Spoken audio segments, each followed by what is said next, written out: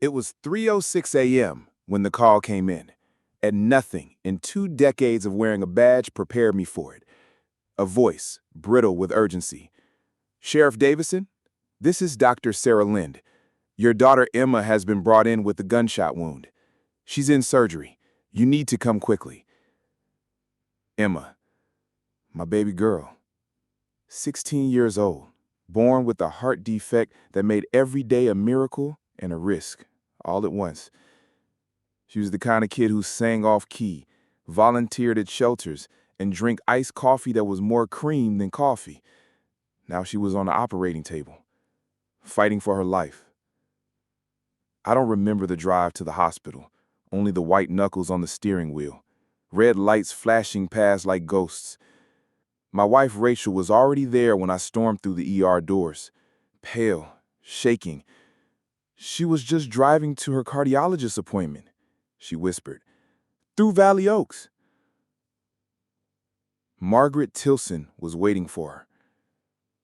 And right then, everything clicked.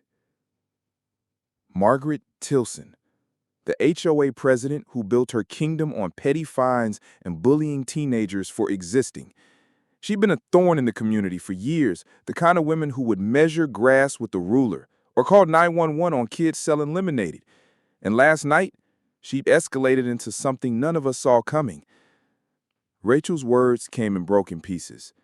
Emma was careful, always careful, but Margaret screamed at her, accused her of impersonating a police officer because she drove my old decommissioned patrol car, a legal, stripped-down unit I'd given her for safety after some creep followed her home. Emma had tried to be polite, tried to explain, but Margaret wouldn't listen. Emma began clutching her chest, struggling to breathe, calling 911 for help. And then Margaret had the audacity to snatch the phone from her hand, tell the dispatcher my daughter was faking it, and storm off. She came back minutes later with a gun. Rachel's voice cracked retelling it. Margaret pointed that pistol at a girl barely able to hold her inhaler, screamed that Emma was a liar, a fraud, and then fired. The bullet punched through the driver's side window into Emma's shoulder. The shock jolted the wheel, the car crashed into a parked vehicle, and Emma went into cardiac arrest right there behind the airbag. Paramedics found her unconscious, bleeding, barely alive.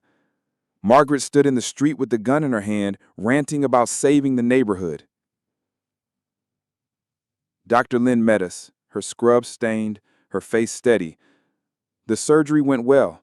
The bullet missed the major arteries, but the stress triggered a severe cardiac episode. She's stable, for now. Rachel and I walked into that room. Machines beeped steady, wires taped to pale skin, her sling cradling a bandaged arm. Her hair was matted with blood, but her chest rose and fell. Alive. I gripped her hand and whispered, "I'm here, baby girl. I'm here." But when we left that room, I wasn't just her dad anymore. I was the sheriff. And I had a job to do. I handed the case to my deputy, Sam Greaves. Loyal, meticulous. "You lead this. I'm recusing myself. But I want it airtight." And Sam delivered. Security footage surfaced from 3 different homes. It showed everything. Emma slowing her car, lowering her window, polite even as Margaret screamed in her face. It showed Emma clutching her chest, gasping for breath, Margaret mocking her, rolling her eyes. Then Margaret disappearing into her house, only to return with a pistol. It showed her firing. She was arrested that same night, ranting about self-defense, claiming Emma tried to run her over. The same Emma who couldn't even ride a roller coaster without risking collapse. Margaret's arrogance was breathtaking. At arraignment, she pled not guilty. Chin high, swore she'd do it again. The judge denied bail. 3 months later, Emma testified. Her voice trembled, but didn't break.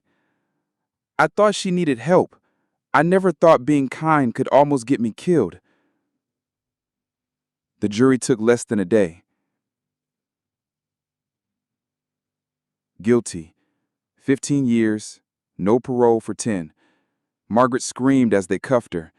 "This is a miscarriage of justice," she spat. I met her eyes and said, "You shot a 16-year-old girl because you couldn't handle being wrong. You'll have plenty of time to think about that now." Emma's recovery was hard. Nightmares, panic attacks, the fear of riding in cars. But she clawed her way back. One day she said, "Dad, I don't want this to be the end of my story. I want to help kids like me." She built a program teaching schools and officers how to recognize medical distress. She spoke at conferences. She turned her pain into something bigger. Years later, she became a doctor herself, pediatric cardiology and trauma. She opened a clinic with her husband, a fellow doctor, healing families like ours. And me?